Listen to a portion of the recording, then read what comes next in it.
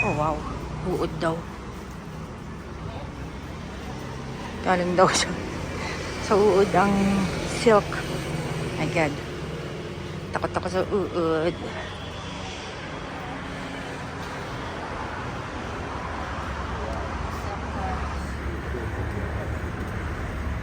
They are feeding on one type of leaf, and that's what we call mulberry leaves. So mulberry, there are mulberry fruits, right? But they don't eat the fruits, just the leaves. That's the cycle. So let me show you where they've come from. So the eggs come from, the worms come from eggs like these. So one egg would look like a tiny dot, right? There's a lot of them. And those who lay the eggs are the moths. Right here. So these are like, they look like butterflies but smaller. Yeah. And then they look like they're flying, they're flapping their wings, but they don't actually fly because they have already been domesticated. But in the wild, they would fly. And what are these things? These are the silk cocoons. So after the male and female moth mate, they would, the female moth would lay eggs around 100 pieces at one time, because 3 to 6 days later she will naturally die. Yeah, because the purpose of adult moths, they don't eat, they just mate. They just reproduce. After the female moth dies, the male moth will continue to mate maybe 2 to 3 times more, then it will naturally die as well. And then these eggs will hatch in 10 to 12 days and they will become worms. But of course these worms are now mature. They're not the baby ones, right? So they eat mulberry leaves till 5 weeks. These guys are probably 4 weeks old. So in a week's time, they will produce silk from their mouths. And then they will not eat anymore. They will just produce silk. And they will wrap their bodies in silk. They crawl up a tree and then Make cocoons, yes. So these are now the cocoons that we have here. So these are not eggs, these are silk cocoons. And so, since it's a cocoon, they're inside. You wanna have a feel, sir? Kaya pawa kayo. Yes, sir. And when they're inside, they continue to grow and become pupa. Binibigay sa akin Yeah, ayaw pupa ko. would look like Takot this. ako sa uod. Right? They're preparing to become a moth.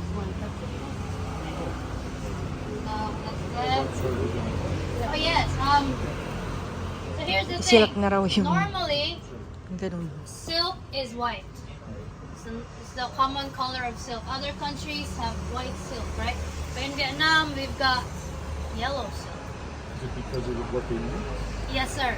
And because of some special pigmentation on the leaves that they eat, they mutate and then they produce silk, yellow silk naturally. And since this is very rare, not many countries have yellow silk. It's more expensive than white silk. Right? So yeah, those are the cocoons. And when the moths are ready to come out, they will actually cut a hole. But normally they would cut a hole on there and they will come out as a moth.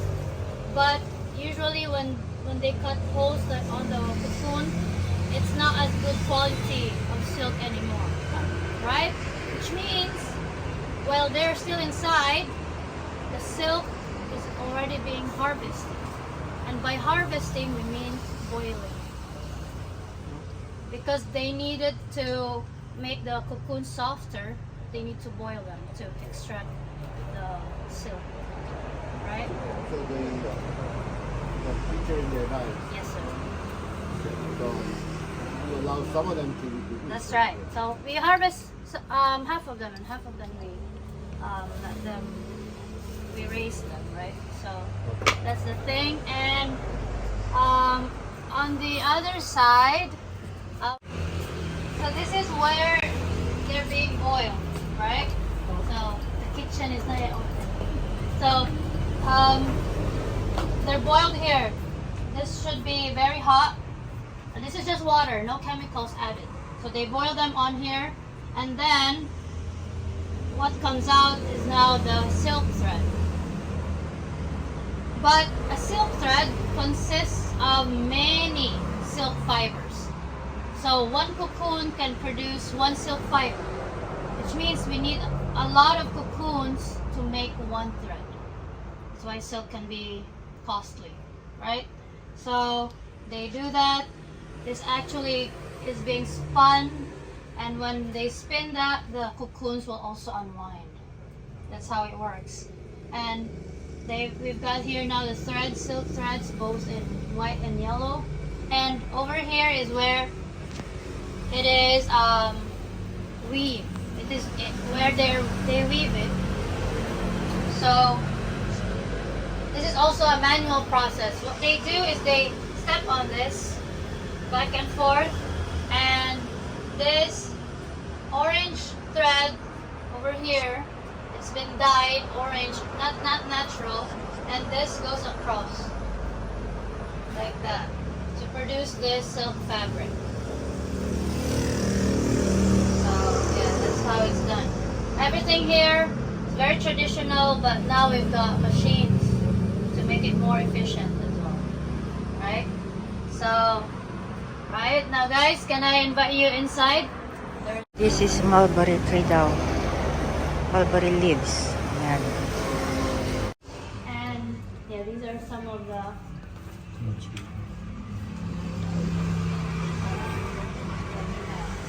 and over here.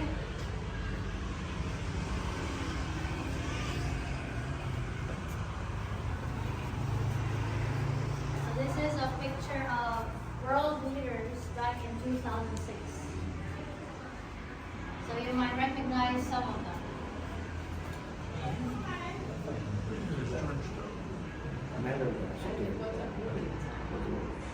Yeah.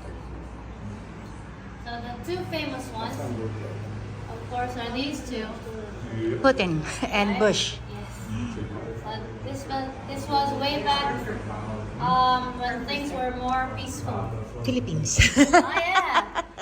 You're from the Philippines and US. Oh yes po. Ako rin. Ah, you're Filipina. That is why you speak English fluently. Yeah. Yeah, so this was in Hanoi, Vietnam. APEC Summit, Ah, right? So Asia Pacific region. So some parts of Filipino pala Asia, siya. some parts of the North and South America. So since this was in Vietnam, they're all wearing the Vietnamese traditional dress we call hoian. And they're all made of silk, and this is the Vietnamese official. He's wearing this yellow one. This is natural in color. So in the past, silk is a status symbol, right? But yellow silk is only for the royal. So you see that guy over there, that's a Vietnamese king. So only emperors and kings wear yellow silk. So this yellow came directly from that yellow silk, Yes. from not dyed. Right, not dyed, sir. The blues, the reds, they've been dyed already. Right? So, that's that. And then, let me invite you here now. So, this is another way to extract silk. This has been already boiled. Yeah, but so there's another way to pull out the silk fibers. So, this is how it goes. First, let me introduce you to the two sizes of cocoons. So you see how they're different in size. This is what we call a single cocoon, double cocoon, right? So from their names, one silkworm, two silkworms. So two silkworms, sometimes they sit next to each other because they get crowded where they are. So they make cocoons together, or people will put them together. Because double cocoons have different purposes. Okay? So let me show you how we extract a double cocoon. this gets boiled, it will look like this, right? And in water, we can cut it. So right here. There's the worm. 2 of them. See? And then So we wood. take those out. And you see their bodies. This will become the moth if they continue to live, right? So these are the 2. And in Vietnam, this is edible. Right? Everything in Asia is. So this So is nothing's wasted. nothing is wasted. 0 waste. You gonna try it? No, I have not. I just tell people. But this is rich in protein and collagen, right? But people who have tried say that it tasted like peanut, creamy peanut, Oh, wow. but a little bit of sour taste. Okay, that's how it is. I don't have. Do they eat it? They would eat it now, or do they fry Right. it? So later? these, because they've been sitting for hours now, we needed this to get fried, right? Yeah, yeah. But outside, you know that boiling water in the pot. So if you get one of those, you can eat it straight okay. from the pot, right? And so in the cocoon, there's also some black spots here. So these are their waste products, Yeah. their excretions, and these can also be turned into fertilizer. So we take those out. There's 2 of them as well. And finally, the most important part is this is the silk, right?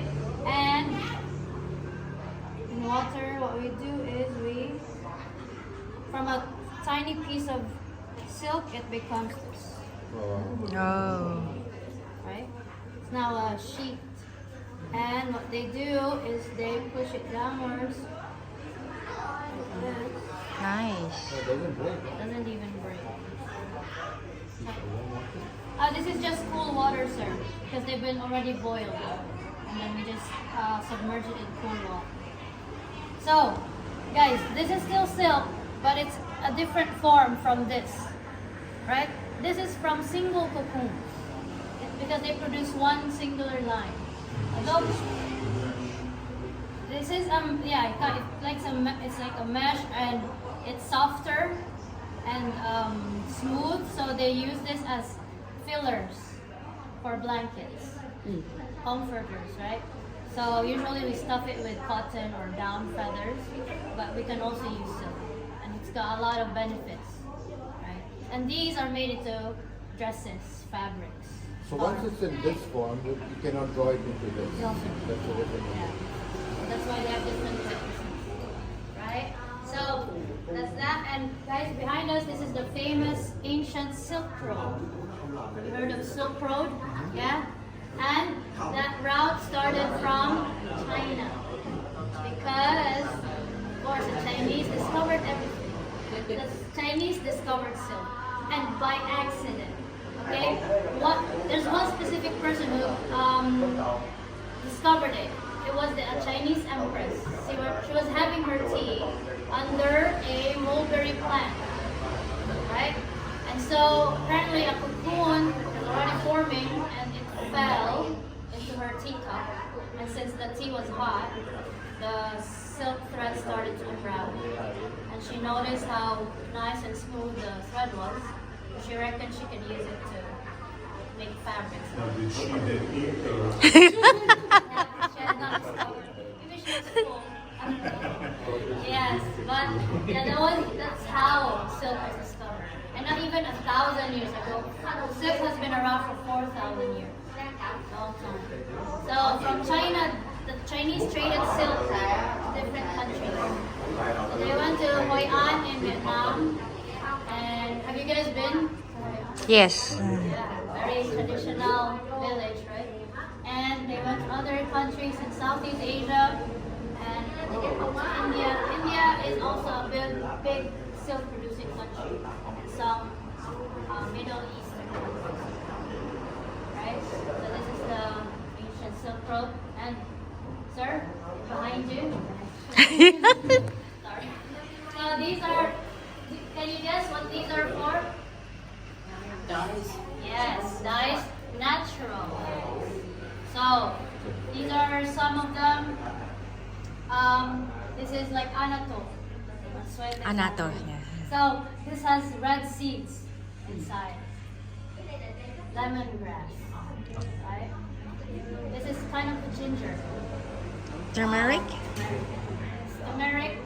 And they use these to color silk naturally.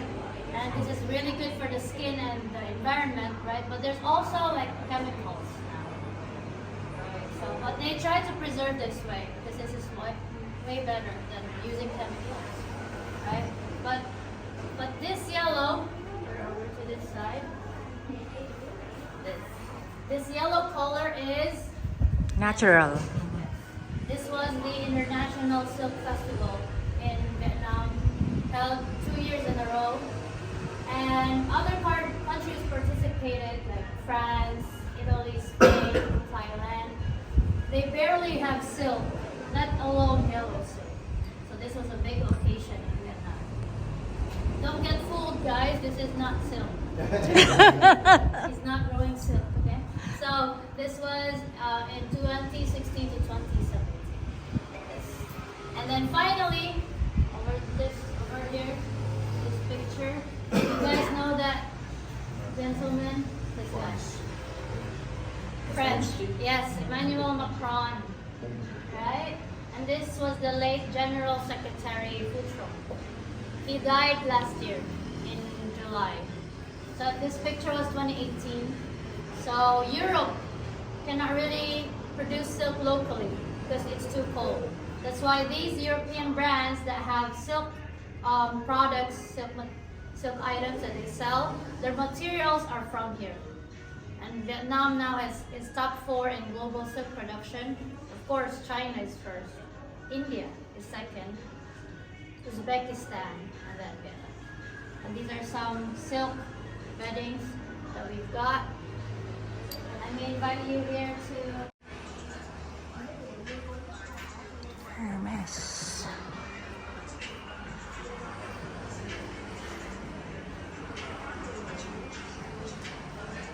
Doon sila sa loob. Nag-CR kasi ako. So nice. Tingin na lang ako dito. A few moments later. Which jumper and which one? Now they become familiar. They become familiar. Okay, so with the Champa Kingdom, they used to be a big kingdom, and the population used to be pretty big. And with the origin of Champa people, they said that Champa people they can come from Java Island, from Indonesia. Okay, the first theory. Okay, and now with the Champa Kingdom, they all look like Indonesia, pretty dark and pretty short, and look alike the people from Indonesia. Okay, and also we have another theory. So in Vietnam, very originally, we have a culture we call Sa Huỳnh culture. So with the Sa Huỳnh culture, I mean the Sa Huỳnh people, they're very famous with the pottery. They can use the pottery to make the daily life items they use for their work and everything. And also we have the theory that the Champa Kingdom can come from Sa Huỳnh culture. This is very ancient culture in Vietnam. Okay, but I see with me I see the first theory is much more better. A few moments later. Okay, over there for restaurant.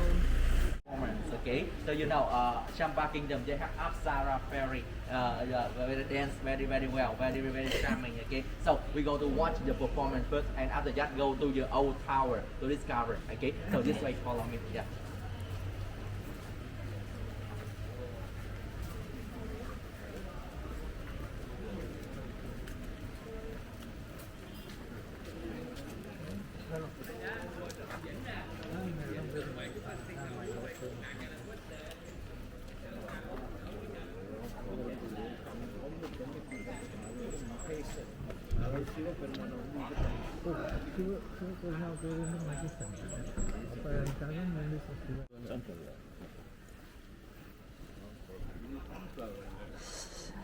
Ayan.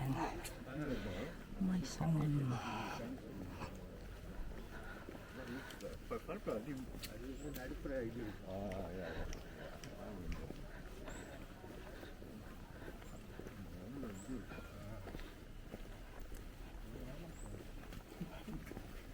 Okay, you can see over there. Malaysia, my son.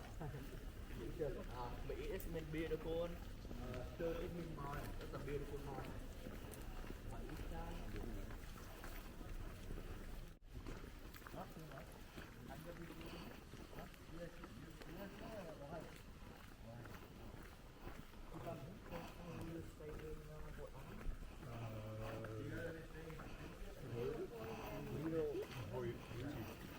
Hoi An boat too.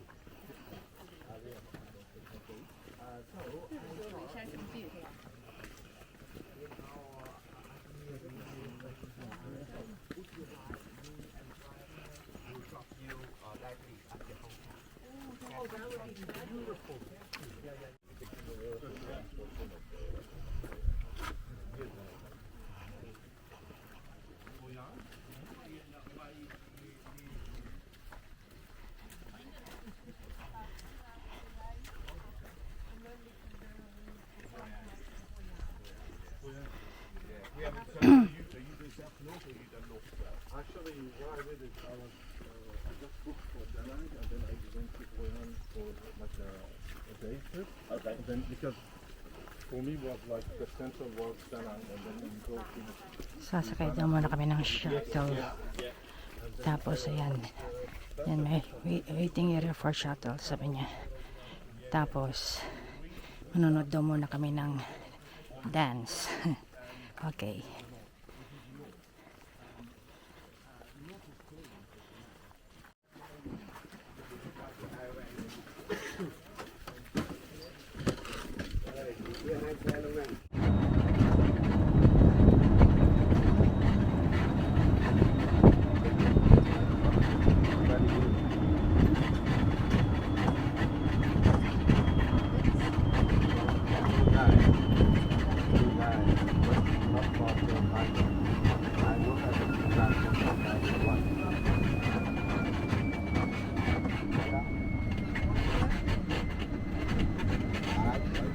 Cô là con sĩ cô bắt cô tư là nó đi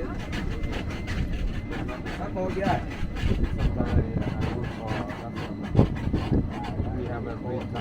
nó cô mà đã đi cho chúng ta chặt em rồi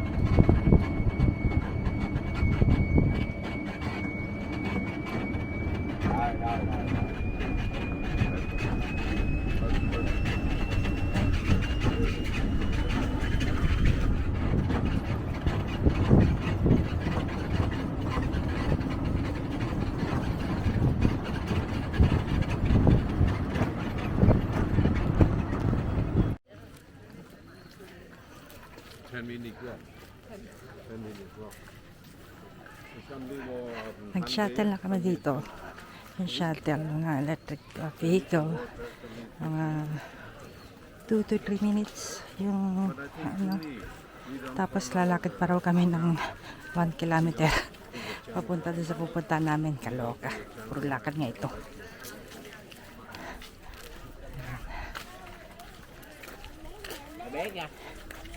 So manonood daw muna kami ng sayaw. Welcome, take nothing but pictures, leave nothing but footprints, kill nothing but time.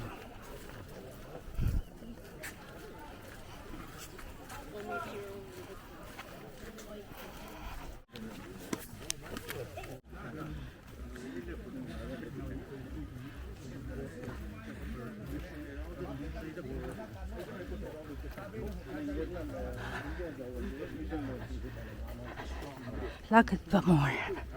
Di pa rin kami nakakarating sa pupuntahan namin. Kaloka. Daming kabataan dito. Ay, finally na siguro. Daming tao. Mga estudyante yata.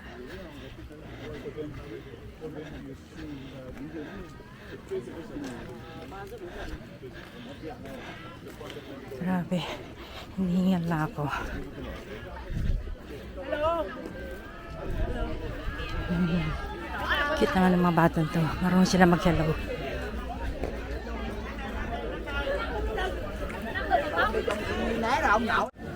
Just go inside and buy a chair.